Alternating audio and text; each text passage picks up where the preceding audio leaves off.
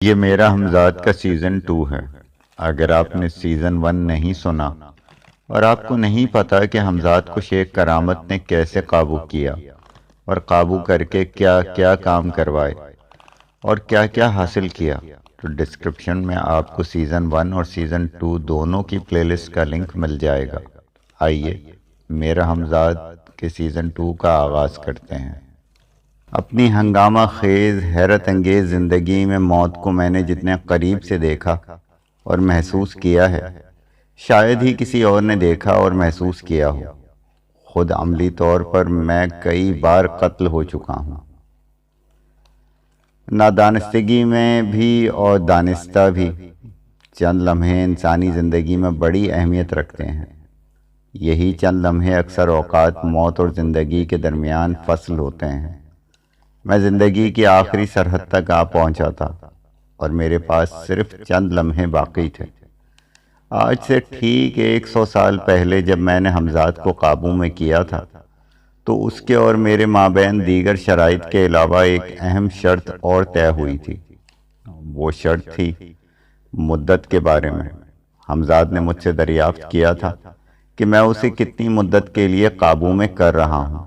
اس وقت مجھے اس اچانک اور غیر متوقع سوال کی اہمیت کا اندازہ نہیں تھا۔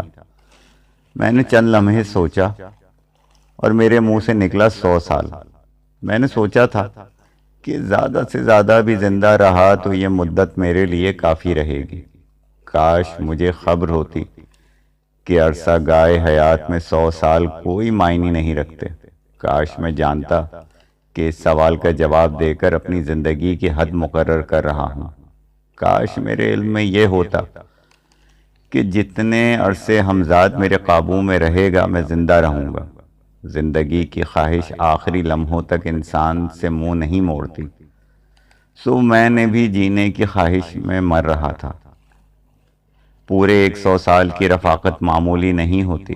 حمزاد قدم قدم میرے ساتھ رہا تھا اور اب اس کی جدائی کا لمحہ قریب آ رہا تھا۔ میں بھی فنا کی گود میں سونے والا تھا اور وہ بھی۔ میں نے بڑی حسرت سے اس کی طرف دیکھا۔ اس کے چہرے پر ابھی سے موت کی زردی پھیل گئی تھی۔ مجھے اس سے یہ پوچھنے کی ضرورت نہیں تھی کہ اسے میری اور اپنی موت کا گہرا صدمہ تھا۔ پھر مجھے نہیں معلوم کہ زندگی کے ان آخری لمحات میں کیسے میرے ذہن میں وہ بات آئی اور میں نے کس طرح حمزاد سے اس کا اظہار کر دیا۔ حمزاد میری سب بات سن کر چونک اٹھا اور بولا، مگر دوبارہ مجھے تسخیر کرنے کے لیے 40 دن کا عمل ضروری ہے اور اب صرف چند لمحے رہ گئے ہیں۔ آپ مجھے دوبارہ قابو میں کرنے کا عمل کس طرح پورا کر سکتے ہیں؟ مگر وہ کچھ کہتے کہتے کسی سوچ میں کھو گیا۔ مگر کیا؟ جلدی کہو، سورج ڈوبنے والا ہے، میں نے بےتابی سے کہا۔ آپ کو شدید جسمانی اذیت اور کرب سے گزرنا پڑے گا، اور جس تیزی سے بتانے لگا، میرے لیے صرف اتنا ممکن ہے کہ میں ان لمحات سے فائدہ اٹھا کر ایک مخصوص مدت کے لیے آپ کے سر اور بقیہ جسم کا رابطہ منقطع نہ ہونے دوں۔ ایسی صورت میں خود مجھے کرب سے گزرنا پڑے گا۔ ممکن ہے میرے بعد یہ ربط کمزور پڑ جائے اور آپ کی گردن جہاں سے جوڑی گئی ہے وہاں سے خون رسنے لگے گا، لیکن یہ اذیت آپ کو برداشت کرنا پڑے گی، میری اور آپ کی زندگی کی خاطر۔ آپ کو ہر لمحہ یہ محسوس ہوگا جیسے آپ کے گلے پر خنجر پھیرا جا رہا ہو، لیکن اس کے باوجود کسی سبب عمل پورا نہ ہو سکا تو پھر کچھ نہیں ہو سکتا۔ میری اور آپ کی موت یقینی ہو جائے گی۔ مجھے منظور ہے، سب کچھ منظور ہے۔ زندگی کی نوید پا کر میں تقریباً چیخ اٹھا۔ پھر ایک بار یہ بتا دو کہ وہ اذیت اتنی شدت کی ہوگی کہ آپ خود زندگی پر موت کو ترجیح دینے لگیں گے۔ حمزاد نے گویا مجھے آخری بار سمجھایا۔ نہیں، تم دیکھنا کہ میں زندگی کی خاطر ہر اذیت سے گزر جاؤں گا، میں پر اعتماد لہجے میں بولا۔ پھر آپ کو آج ہی رات سے عمل شروع کرنا ہوگا، حمزاد نے بتایا۔ ٹھیک ہے، میں تیار ہوں۔ جواباً میں نے کہا۔ حمزاد نے کھڑکی سے باہر ڈوبتے سورج کو دیکھا اور پھر تیزی سے مجھ پر جھک گیا اور میری گردن پر ہر طرف سے آہستہ آہستہ اپنا نادیدہ ہاتھ پھیر رہا تھا۔ مجھے اس لمحے یوں محسوس ہو رہا تھا جیسے میرے وجود میں ٹھنڈک سی اتر رہی ہو۔ چند ہی لمحے بعد میرے جسم پر رشا سا طاری ہو گیا اور پھر بے ہوشی سی مسلط ہونے لگی۔ وہ ٹھنڈک میرے لیے قابل برداشت تھی جو میری ہڈیوں تک اتری جا رہی تھی اور میرا سارا جسم سردی سے اکڑ رہا تھا۔ میں نے اس عالم میں حمزاد کی آواز سنی، خدا حافظ، کاش آپ مجھے دوبارہ قابو میں کر سکیں۔ ان الفاظ کے ساتھ ہی اس کی آواز معدوم ہو گئی، وہ جا چکا تھا۔ اچانک میں نے اپنے سرد جسم کے بعد اپنے جسم میں شدید گرمی محسوس کی۔ سورج جب ڈوب چکا تھا اور یہ احساس میرے لیے بڑا خوشگوار تھا کہ میں ابھی تک زندہ ہوں اور مزید زندہ رہنے کے لیے میرے پاس ایک موقع اور ہے۔ میں اپنی عمر کا ایک حصہ بسر کر چکا تھا، گویا اب ایک نئی زندگی میں قدم رکھنے والا تھا۔ نئی زندگی کے صرف 40 دن یقینی تھے، اس کے بعد کیا ہوتا کچھ نہیں کہا جا سکتا تھا۔ میں چند لمحے ہی خیالوں کی دنیا میں رہ سکا کیونکہ میرے جسم کی گرمی ناقابل برداشت ہونے لگی۔ اسی کے ساتھ گردن میں شدید تکلیف شروع ہو گئی، جیسے کوئی زخم تڑق اٹھا ہو۔ میں نے اپنی گردن پر نمی محسوس کی تو بے اختیار میرا ہاتھ وہاں پہنچ کر رک گیا۔ میں نے نم حصے کو چھوا اور پھر اپنی انگلیوں کو دیکھا تو دہشت زدہ سا ہو کر رہ گیا۔ حالانکہ حمزاد نے مجھے پہلے ہی اس خطرے سے آگاہ کر چکا تھا۔ میری انگلیوں پر خون لگا ہوا تھا۔ اس کا واضح مطلب یہ تھا کہ مدت ختم ہوتے ہی میرے سر اور جسم کے درمیان رابطہ کمزور پڑ چکا ہے اور گردن سے خون رسنے لگا ہے۔ مجھے 40 دن اسی اذیت میں گزارنا تھے، شاید اس سے بھی زیادہ اذیت میں، جس کے متعلق حمزاد نے مجھے بتایا تھا۔ لمحہ بلمحہ اذیت میں اضافہ ہوتا جا رہا تھا۔ مجھے یوں محسوس ہو رہا تھا جیسے کوئی کند خنجر سے میری گردن کاٹ رہا ہو۔ تکلیف برداشت کرنے کے لیے میں نے نچلا ہونٹ اپنے دانتوں میں دبا لیا۔ اس وقت ہسپتال کا ڈاکٹر انوار الحق ادھر آتا دکھائی دیا۔ وہ حسب معمول شام کے راؤنڈ پر نکلا تھا۔ میری حالت چونکہ تشویشناک تھی اس لیے وہ پہلے میرے پاس ہی آتا تھا۔ میں نے اپنی گردن سے رستے ہوئے خون کو چھپانے کے لیے چادر اوپر تک کھینچ لی۔ ڈاکٹر نے میرے بستر کے قریب پہنچ کر چارٹ دیکھا، پھر میری مزاج پرسی کی اور بولا، اس وقت آپ شدید تکلیف میں ہیں، جس کا اظہار آپ کے چہرے سے ہو رہا ہے۔ کیا بات ہے؟ کیا پھر سینے میں درد اٹھ رہا ہے؟ نہیں ڈاکٹر صاحب، میں بالکل ٹھیک ہوں۔ میں نے اپنی تکلیف پر قابو پاتے ہوئے بمشکل مسکرانا چاہا۔ میں جانتا ہوں شیخ صاحب، آپ بڑی ہمت اور حوصلے کے آدمی ہیں۔ ڈاکٹر خوش اخلاقی سے بولا، آپ کی جگہ کوئی دوسرا ہوتا تو معاف کیجیے گا صاحب، گو کہ اب تک چل بسا ہوتا۔ آپ کی قوت ارادی حیرت انگیز ہے۔ 25 سالہ پریکٹس میں میری نظر سے آپ جیسا مریض نہیں گزرا۔ آپ کی بیماری آخری مرحلے میں ہے اور میں اپنی سی کوشش کر رہا ہوں کہ آپ خطرے کی حدود سے نکل آئیں۔ اگر ایسا ہو گیا تو اسے میں اپنی نہیں آپ کی کامیابی تصور کروں گا، آپ کی قوت ارادی کا کمال، اور یہ میری زندگی کا پہلا کیس ہوگا۔ ڈاکٹر کہے جا رہا تھا، اسے کیا خبر تھی کہ اب تک میرے زندہ رہنے میں میری قوت ارادی کا کوئی دخل نہیں تھا، بلکہ یہ حمزاد کی وجہ سے تھا۔ میرے منہ سے کراہ نکل گئی تو ڈاکٹر نے کہا، ذرا چادر ہٹائیے، میں دیکھتا ہوں۔ یہ کہتے ہی اس نے خود چادر ہٹا دی۔ اس نے اچانک ایسا کیا اس لیے میں کچھ نہ کر سکا۔ چادر ہٹتے ہی اس نے نظر میری گردن پر پڑی اور وہ ایک دم چونک کر ٹھٹک گیا۔ یہ آپ کی گردن پر کیا ہوا؟ خون رس رہا ہے۔ کیا یہاں کوئی پرانا زخم تھا؟ جی میں نے کراتے ہوئے جواب دیا۔ شاید وہی زخم دوبارہ کھلنے لگا، اس نے کہا، اور پھر وہاں کچھ دیر میں نرسوں اور کمپاؤنڈر اور دوسرے ڈاکٹروں کا ہجوم ہو گیا۔ میں بہرحال کوئی معمولی آدمی نہیں تھا۔ ڈاکٹر انوار الحق کے خیال میں وہ زخم بہت ہی خطرناک تھا جو میری گردن کے چاروں طرف تھا۔ اس معمے کو کوئی ڈاکٹر حل نہ کر سکا۔ ہاں، انہوں نے اتنا ضرور کیا کہ گردن میں دوا لگانے کے بعد بینڈیج کر دی تاکہ خون رسنا بند ہو جائے۔ بینڈیج کے بعد ڈاکٹر نے مجھ سے کہا، ضروری ہے کہ میں آپ کو بے ہوشی کا انجیکشن دے دوں تاکہ آپ اس اذیت سے بچ سکیں۔ نہیں ڈاکٹر صاحب، میں نے انکار کر دیا، اتنا ہی کافی ہے۔ اب میں قدرے سکون محسوس کر رہا ہوں کیونکہ آپ نے دواؤں سے گردن کے زخمی حصے کو سن کر دیا ہے، اور یہی حقیقت بھی تھی۔ وقتی طور پر میں اس اذیت سے نجات پا چکا تھا، مگر چند گھنٹے بعد دواؤں کا اثر ختم ہوتے ہی پھر تکلیف بڑھ جائے گی۔ آپ انجیکشن کیوں نہیں لگوا لیتے؟ ڈاکٹر نے مجھے سمجھانا چاہا۔ اس لیے ڈاکٹر صاحب کہ میں آج ہی رات یہاں سے ڈسچارج ہو کر اپنی کوٹھی میں جانا چاہتا ہوں۔ میں نے آخر وہ بات کہہ دی جو میرے دل میں تھی۔ میرے پاس صرف 40 دن تھے، جن میں سے ایک دن بھی گنوانے کا مطلب میری یقینی موت تھی۔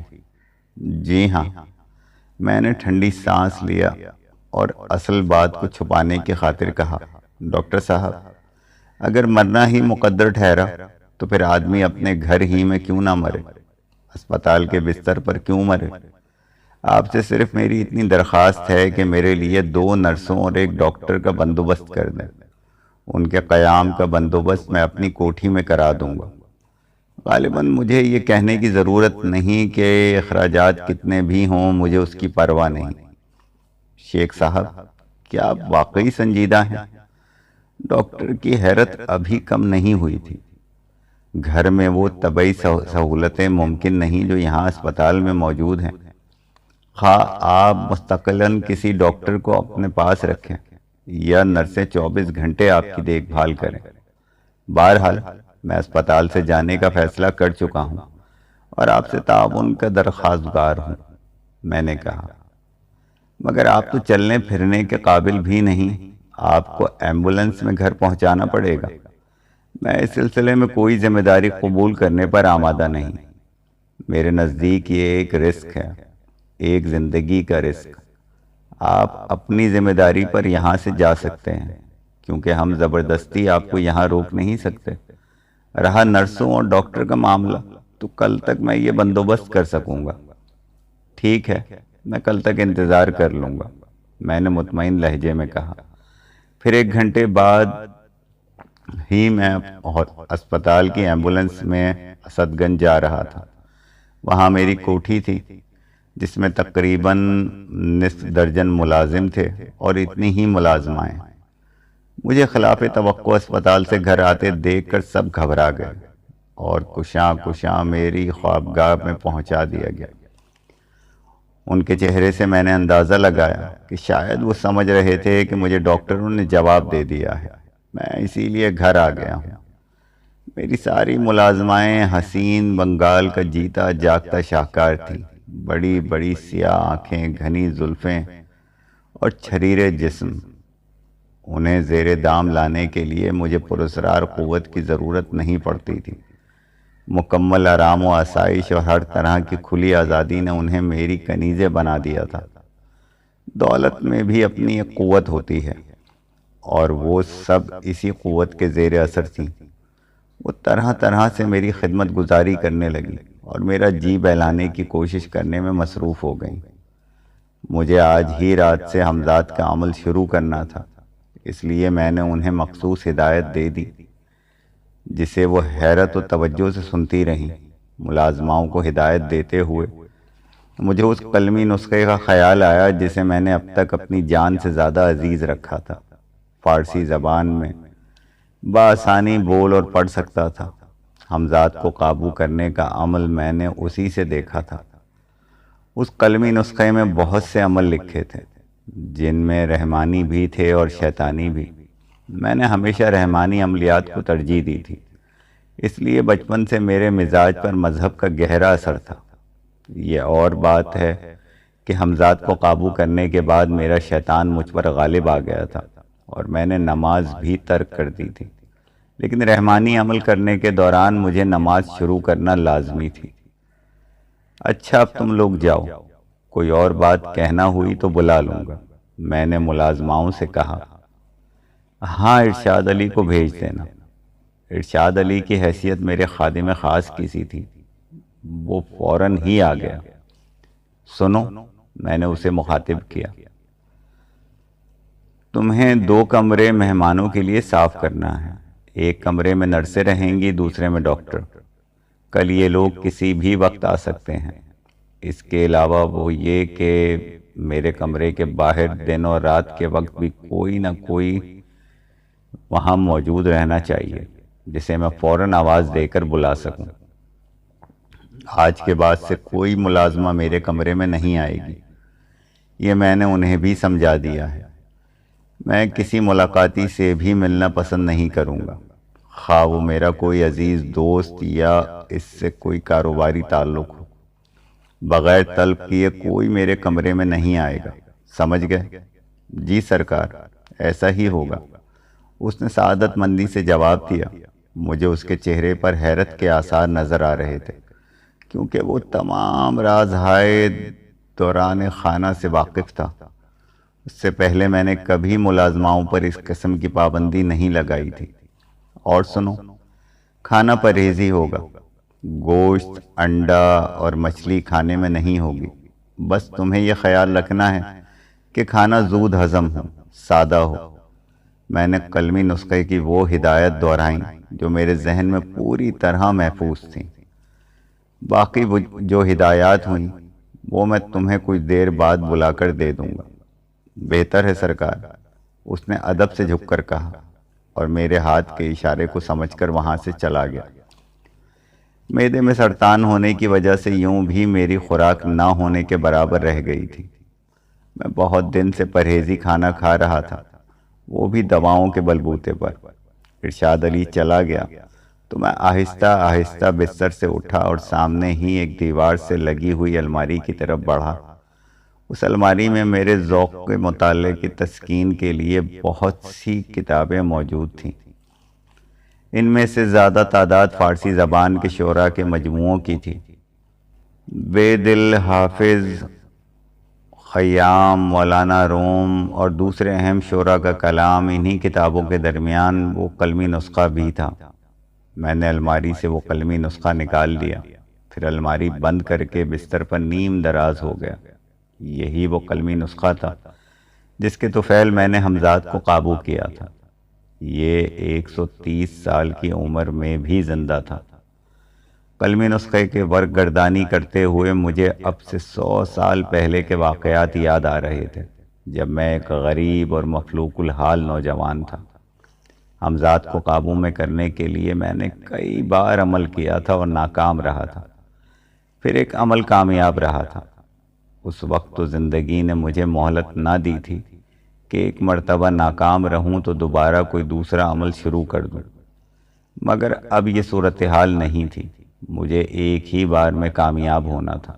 مجھے یاد آیا کہ عمل شمعی نے مجھے کامیابی سے ہمکنار کیا تھا، اور وہ تھا بھی ان عملوں میں سے ایک جو رات کے وقت ہی کیے جاتے ہیں۔ اب میرے سامنے قلمی نسخے کا جو صفحہ کھلا ہوا تھا وہ چند ہدایات پر مشتمل تھا جو عمل کے دوران بہت ضروری تھی۔ انہی میں سے کچھ ہدایات میں اپنے ملازموں کو دے چکا تھا۔ لکھا تھا، جو عورت ماں بننے والی ہو وہ عمل نہ کرے۔ اس ہدایت کا مجھ سے تعلق نہ تھا۔ میں نے دوسری ہدایت پڑھی، جس شخص کا کوئی عضو معطل ہو، مثلاً ہاتھ یا پاؤں کٹا ہوا ہو یا بدن میں کوئی نمایاں نقص ہو، وہ عمل نہ کرے۔ میں اس ہدایت پر بھی پورا اترتا تھا۔ میرے ہاتھ پیر سلامت تھے، کوئی جسمانی عضو کٹا ہوا یا معطل نہ تھا۔ میں نے تیسری ہدایت پر نظر ڈالی، جس شخص کو کوئی دماغی مرض ہو، مثلاً سکتہ یا مرگی وغیرہ، وہ عمل نہ کرے جب تک کہ پوری طرح صحت مند نہ ہو جائے۔ میں کسی ایسے دماغی عارضے میں بھی مبتلا نہیں تھا۔ پھر چوتھی ہدایت پر نظر پڑتے ہی میں چونک اٹھا۔ زخمی حالت میں عمل شروع نہیں کرنا چاہیے، خواہ انتہائی معمولی زخم ہو۔ میں اس شرط پہ پورا نہیں اترتا تھا۔ یہ سوچ کر میرا دل ڈوبنے لگا، کیونکہ میری گردن سے خون رس رہا تھا۔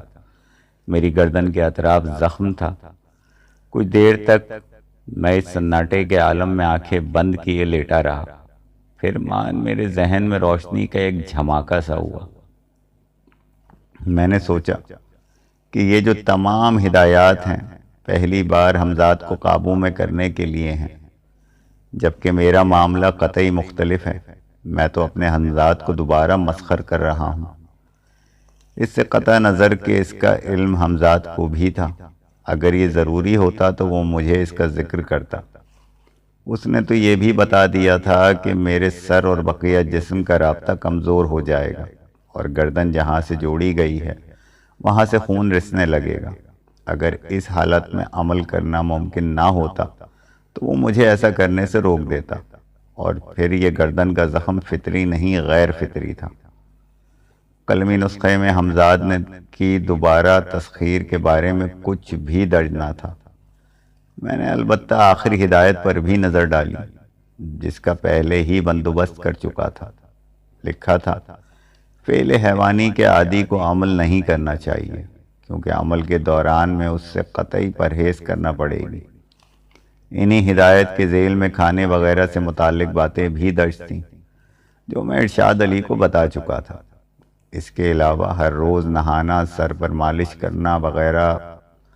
رات کا عمل ہو تو دن میں خوب سونا ضروری تھا۔ اونگنے سے عمل باطل ہو جاتا ہے۔ عمل کے وقت دل میں کسی قسم کا شک و شبہ نہیں ہونا چاہیے۔ اپنی حفاظت کا پورا بندوبست رکھنا بھی ضروری تھا، تاکہ عمل کے وقت کوئی بھی مداخلت نہ کرے۔ میں یہ بندوبست بھی کر چکا تھا۔ اب طلب کیے بغیر کوئی ملازم میری خوابگاہ میں داخل ہونے کی جرت نہ کرتا۔ ضروریات کی تمام چیزیں عمل کرتے وقت پاس ہونا چاہیے، تاکہ عمل چھوڑ کر اٹھنا نہ پڑے۔ بہتر یہ ہے کہ بدن پر صرف ایک کپڑا ہو۔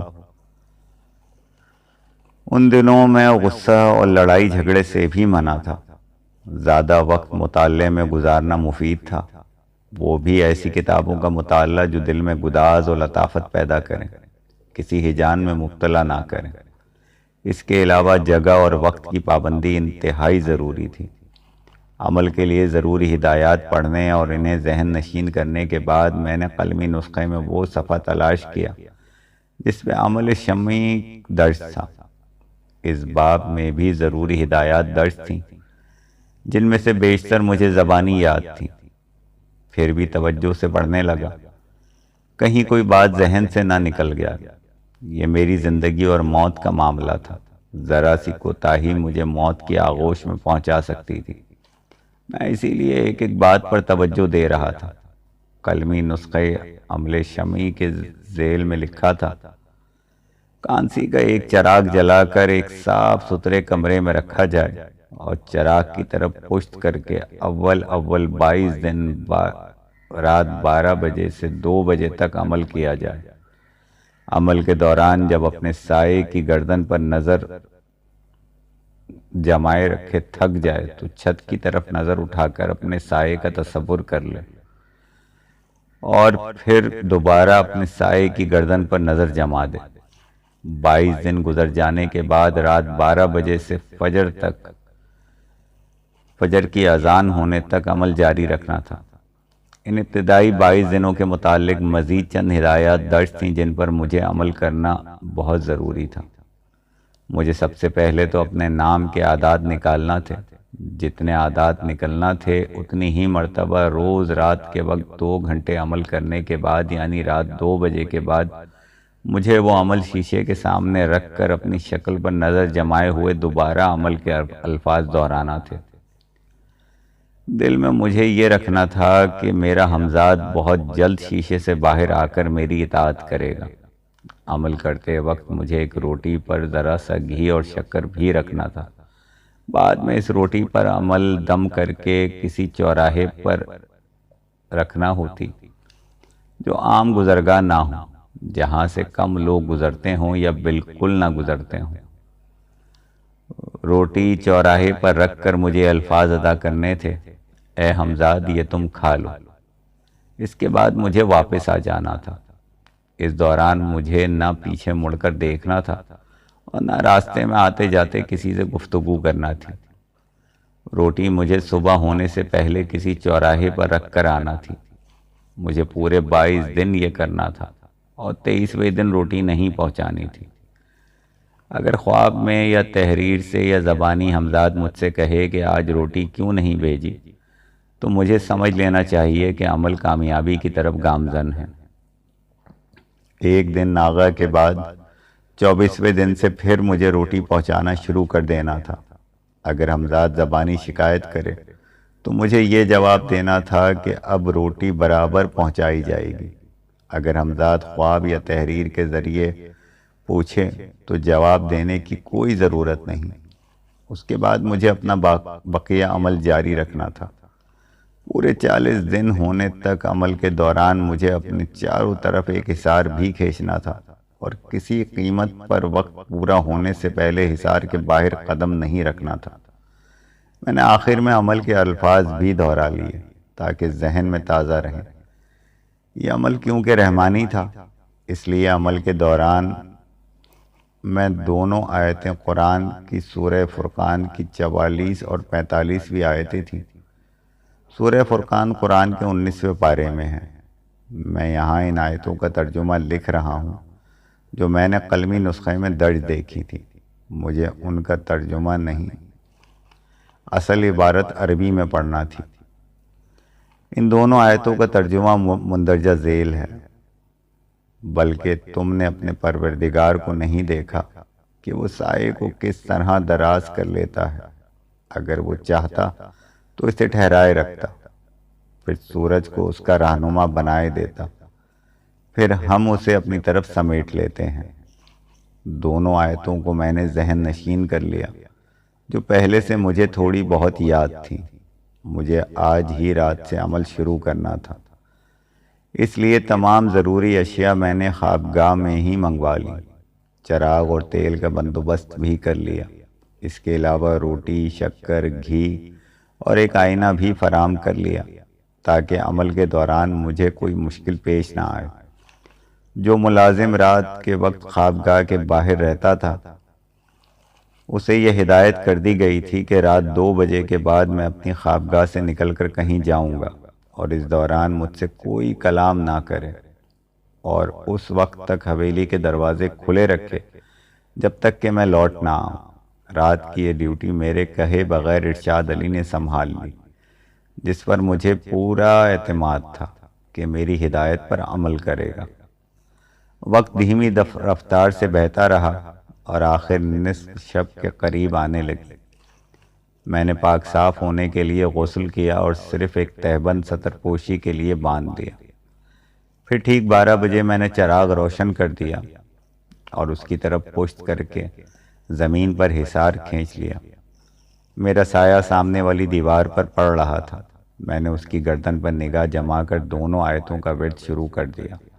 ابھی کچھ ہی دیر گزری تھی کہ اپنی گردن میں مجھے سخت تکلیف محسوس ہوئی۔ ڈاکٹر کے کہنے کے مطابق شاید دوا کا اثر ختم ہو رہا تھا۔ مجھے یوں محسوس ہو رہا تھا جیسے کوئی آہستہ آہستہ میری گردن پر خنجر پھیر رہا ہو۔ اذیت لمحہ بہ لمحہ بڑھتی جا رہی تھی اور میری کراہیں نکلنے لگی۔ مجھے خوف سا محسوس ہوا کہ کہیں میں بیٹھے بیٹھے گر نہ پڑوں۔ عمل کا ورد اب بھی جاری تھا۔ میں ایک لمحے کو بھی نہیں رکا تھا۔ میں کسی قیمت پر بھی ادھورا نہیں چھوڑنا چاہتا تھا۔ نظر تھک گئی تو میں نے ہدایت کے مطابق چھت کی طرف دیکھا اور اپنے سائے کا تصور کیا۔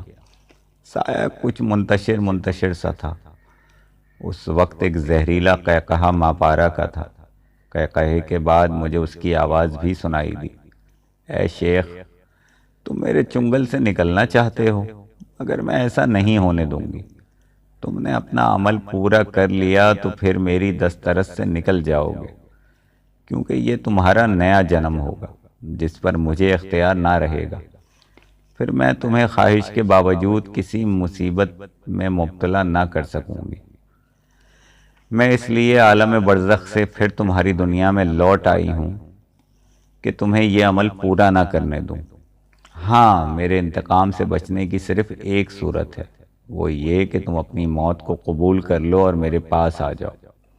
وہ کہے جا رہی تھی اور اب مجھے اس کا ہیولہ بھی اپنے سائے کے ساتھ دیوار پر نظر آ رہا تھا، مگر میرا ورد اب بھی جاری تھا۔ میں جواب میں کچھ کہتا تو میرا عمل ختم ہو جاتا۔ اس نے بڑی کوشش کی کہ میں کچھ بولوں مگر وہ ناکام رہی۔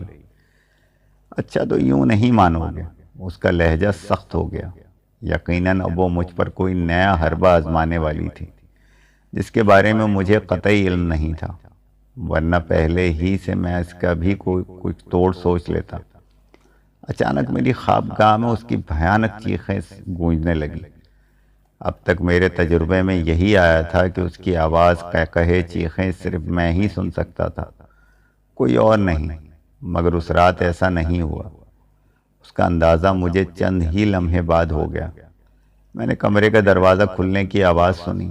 کمرے میں داخل ہونے والا میرا خادم خاص ارشاد علی تھا، جسے میں نے اس کی آواز سے پہچانا کیونکہ میری نگاہ اپنے سائے پر جمی ہوئی تھی۔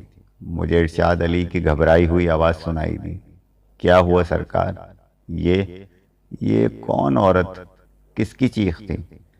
ظاہر ہے میں نے کوئی جواب نہیں دیا اور عمل کا ورد کرتا رہا۔ اس لمحے دیوار جہاں میرا سایہ پڑ رہا تھا اس کے بالکل نیچے ماپارا زمین پر دراز نظر آئی۔